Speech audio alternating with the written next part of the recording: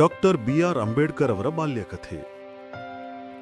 Doctor Bhimrao Ambedkar ರವರು 14 April 1891ರಂದು ಮಧ್ಯಪ್ರದೇಶದ ಮಹೋ ಎಂಬ ಊರಲ್ಲಿ ಜನಿಸಿದರು.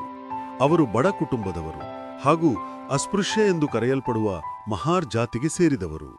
ಅವರ ತಂದೆಯ ಹೆಸರು ರಾಮಾಜಿ ಹಾಗೂ ತಾಯಿಯ ಹೆಸರು ಭೀಮಾಬಾಯಿ.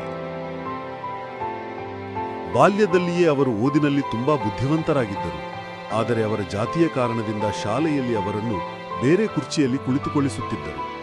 ನೀರು ಕುಡಿಯಲು ಸಹ ಅವರಿಗೆ ಅನುಮತಿ ಇರಲಿಲ್ಲ. ಒಮ್ಮೆ ರೈಲು ಪ್ರಯಾಣದಲ್ಲಿ ಅವರಿಗೆ ನೀರು ಕೊಡುವವರಿಲ್ಲದಿದ್ದುದರಿಂದ ಅವರು ತುಂಬಾ ಕಷ್ಟಪಟ್ಟರು.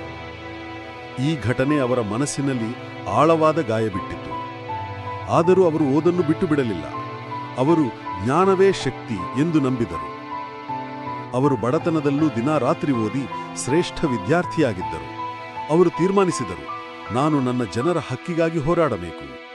ಈ ದೃಢನಿಶ್ಚಯವೇ ಅವರನ್ನು ಭಾರತದ ಸಂವಿಧಾನದ ಶಿಲ್ಪಿಯಾಗಿ ಮಾಡಿದಿತ್ತು.